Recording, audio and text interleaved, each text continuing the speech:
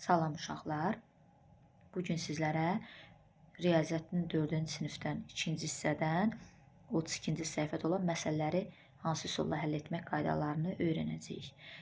İndi 32-ci səhifədə olan 1-ci tapşırığa baxaq. Alıcı marketdən şəkildəki mallardan 3-ünü alıb 20 manat ödədi. Satıcı ona 9 manat qaytardı. O hansı 3 malı aldı? Deməli 20 manat ödəyib 20-dən 9-unu satıcı ona qaytarıb. 20-dən 9-unu çıxıram. 11 manat. 3 dənə mala 11 manat pul verib. İndi baxaq hansı mallardır. Gəlin bunların hamısını bir-bir yoxlayaq. Birinci duz, çay, süd. Üçünü götürək. O elədi 1 üstünə gələk 2, üstünə gələk 3. O da bərabərdir 6 manat. Sonra duz, çay, şəkəri götürək. 1 üstünə gələk 2, üstünə gələk 4. O da elədi 7 manat. Sonra duz, çay, unu götürək. 1 üstünə gələk 2, üstünə gələk 5. O da bərabərdir 8 manat. Bu da deyil, bizə 11 manatlıq lazımdır. Sonra ikinci çaydan başlayaq. Çay, üstünə gələk süd, üstünə gələk şəkər. Bu 3 malı götürək. Deməli 9 manat. Sonra çay, şəkər və unu götürək. 2 manat üstünə gələk 4 manat, üstünə gələk 5 manat. Bu elədir 11 manat.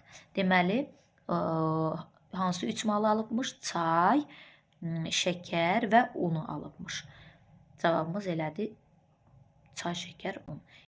İkinci tapşırığa baxaq. Həyətdə toyuqlar və qoyunlar var. Onların birlikdə 5 başı və 14 ayağı olduğu məlumdursa, həyətdə neçə toyuq və neçə qoyun var? Bunu seçmə üsulundan həll edirik. Deməli 5 baş oldu. 5 baş həyətdə olduğuna görə 5 dənə heyvan var. Bunların indi bu heyvanları baxaq neçəsi toyuq, neçəsi qoyundur. Qoyunun 4 ayağı var, toyuğun 2 ayağı var. İndi gəlin bunları hesablayaq. Bunu da seçmə üsulundan hesablayaq. Birinci götürək. 1 qoyun, 4 toyuq. 1 qoyunun 4 ayağı üstünə gəlirəm. 4 toyuğun 4 dəfə 2 8. 4-ün üstə 8 gəlirəm 12. Cəmi 12 ayaq oldu həyətdə bizə aid deyil. Deməli, onda 2 qoyun götürəm. 2 qoyunun 8 dənə ayağı, 3 dənə toyuğun da 6 ayağı. Deməli, 6-ın üstə 8 gəlirəm 14. Bəli. Deməli, biri 2 qoyun, 3 toyuq var həyətdə. Üçüncü tapşırıq. Aynurun karandaşları Səbinənin karandaşlarından 2 ədəd çoxdur. Səbinə bir karandaşını Aynura versə, Aynurun karandaşları Səbinənin karandaşlarından 3 dəfə çox olar. Onların hər birinin neçə karandaşı var? Bunu da seçmə üsulundan həll edirik.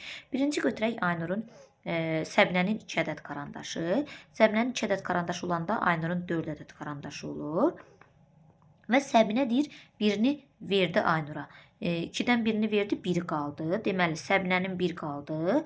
Aynurda isə 5 oldu. 4-ün üstə 1 gəlirəm 5. Aynurda 5 oldu.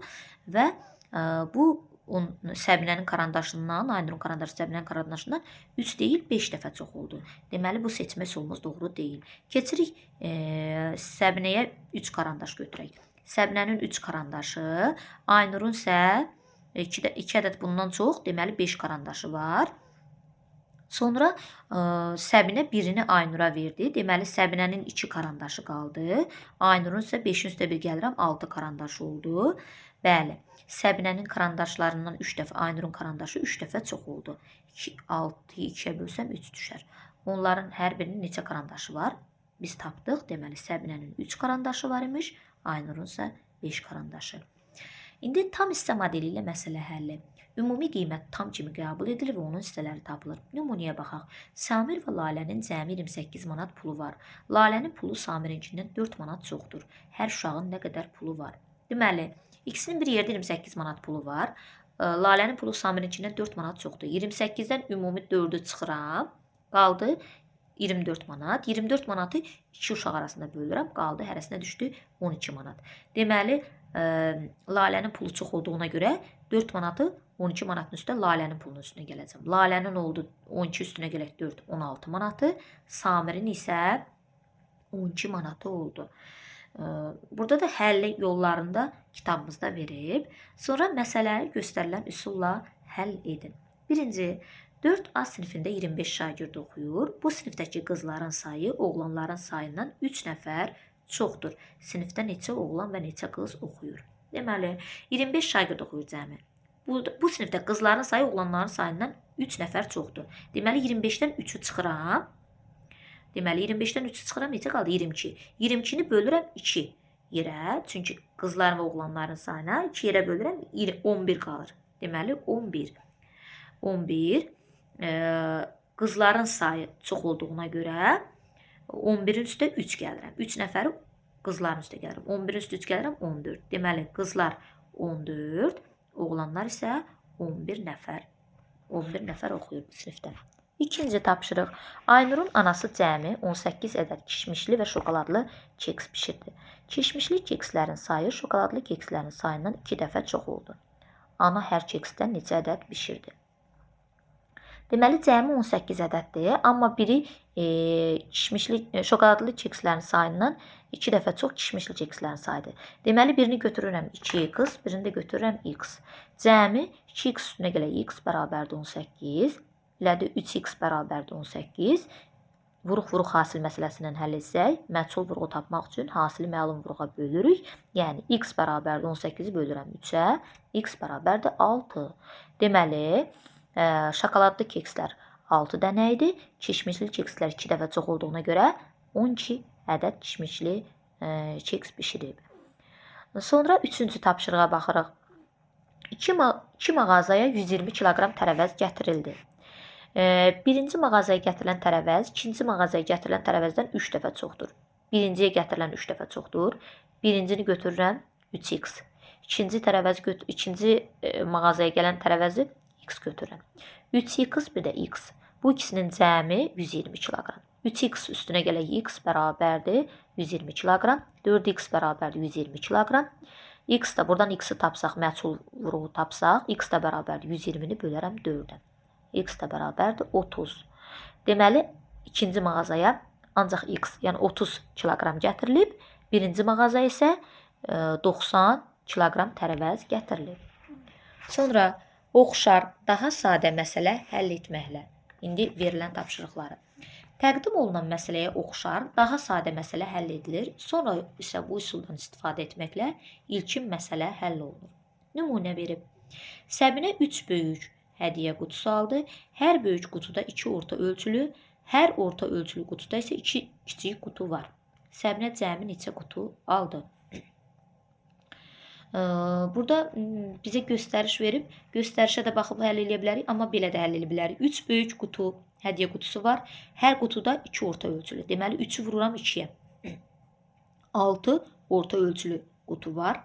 Hər orta ölçülü qutuda isə 2 kiçik qutu. 6-nı da 2-yə vururam 12. Deməli, 12 kiçik qutu var.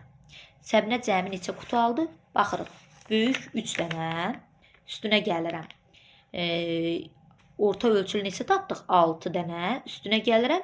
Kiçik ölçülü də 12 ədəd.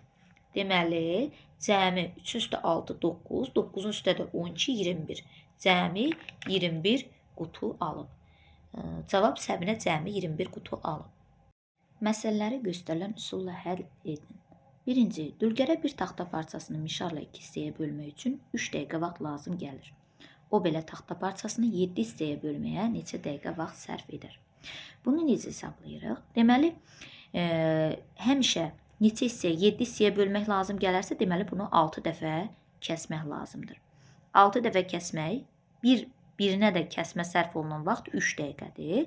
Ona görə 6-nı vururam 3-ə, 18. Deməli, dülgərə 7 hissəyə bölmək üçün 18 dəqiqə vaxt lazımdır. Sonra gəldik ikinci tapşırıq. Şahmat yarışında finala 3 oyuncu çıxdı. Onların hər biri digəri ilə bir görüş keçirilməlidir. Finalda cəmi neçə görüş olmalıdır? 3 oyuncu çıxıbsa, deməli 2 görüş keçiriləcək. Finalçıların sayı A variantı 4 olarsa, deməli 3 oyun keçirəcək. 5 olarsa, B variantı 5 olarsa görüşlərin sayı nə qədər olar? 4 dəfə görüş keçirəcək. Üçüncü tapşırıq. Elxan 9 ağ rəngli kubu bir sıraya düzüb kuboid düzəltdi. O alınmış kuboidi mavi boya ilə rənglədi. Elxan kubları yenidən ayırsa, kubuların cəmi neçə üzü rənglənmiş olar? Deməli, 9 kubu, bir kubun 6 üzü var. 9-u vururam 6-ya, 54. Deməli 54 üz var. 54 üzdən hər tərəf, bütün tərəflər rənglənib. Yalnız arada qalan hissə 8 üz rənglənməyib. Bu da 54-dən 8 çıxıram, 46. Deməli neçə üzü rənglənmiş olar? 46 üzü rənglənmiş olar. Neçə üzü rənglənməmiş qalar? 8 üz rənglənməmiş qalar. 34-cü səhifəyə baxırıq. Sondan əvvələ qayıtmaqla məsələ həlli. Məsələni həll etmək üçün sonda verilənlərdən başlayaraq əvvələ qayıdılır. Başqa sözlə, əvvəlcə nəticəyə əsasən ilkin verilənlər tapılır və sonrakı suallar cavablandırılır. Nümunə verib. Tapşırıqda verilmiş ədədi 3-ə vurub 6-ya bölmək tələb olunur. Samir verilmiş ədədi səhvən 3-ə bölüb 6-ya vurdu. Cavab 24 alındı. Düzgün cavab neçə olmalıdır? Göstəriş. Məsələni həll etmək üçün verilən ədəd tapılır. Yəni 24 6-ya bölünür 4. 4-ü vururam 3-ə 12. Deməli verilən ədəd 12-dir. Məsələləri göstərilən üsulla həll edin. Birinci, Səbinə fikrində bir ədəd tutdu. Bu ədədi 5-ə bölüb 3 çıxdıqda 12 alınır. Bu hansı ədəddir? Yenə bayaqki kimi sondan başlayaraq həmin üsulla həll eləyəcəyik. 12-nin üstə 3 gəlirəm. 15. 15-i 5-ə vururam 75. Bu ədəd 75-dir. İkinci tapşırığa baxırıq. İlxanın yaşını 4-ə vurduqda atasının yaşından 6 vahid çox alınır. İlxanın atasının 34 yaşı var. İlxanın neçə yaşı var?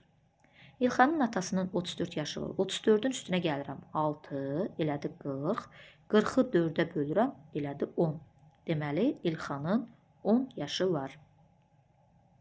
Vərəqi 2 dəfə qatlayıb, 3-cü tapşırıq. Vərəqi 2 dəfə qatlayıb şəkildəki kimi kəsdilər. Vərəqi açdıqda alınan fiquru tapın. 2 dəfə qatladığına görə C variantı, alınan fiqur C variantı olacaq. 4-cü, Lalənin dərsi hər gün saat 8:30-da başlayır. O evdən məktəbə 35 dəqiqəyə çatır. Lalə növbətçi olduğu üçün dərsin başlamasına 15 dəqiqə qalmış, sinifdə olmaq istəyir. O evdən saat neçədə çıxmalıdır? Deməli, 35 dəqiqə gedir. 35-in üstünə gəlirəm 15. 15 dəqiqədə tez çatmaq istəyirəm. 50 dəqiqə. Deməli, 8:30-da dərs başlayırsa, bundan 50 dəqiqə çıxmalıyam. O da qalır 7:40. Deməli, o evdən saat neçədə çıxmalıdır? 7:40-da.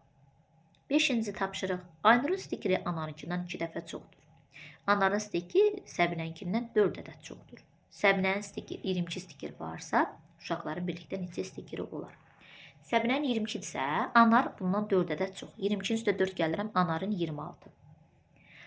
Aynurun stikeri Anarınkindən, yəni 26-dan 2 dəfə çoxdur. 26-nı 2-yə vururam, 52. Deməli, ən çox Aynurun 52, Anarın 26 və Səbinənin 22 stikeri var. Birlikdə cəmi oldu, üstünə gələcəyim, deməli 100 ədəd stiker, uşaqların birlikdə 100 ədəd stikerləri var. Oldu uşaqlar, sağ olun. Növbəti dərsdə görüşmək ümidi ilə bəyənməyi, abunə olmağı unutmayın. Sağ olun.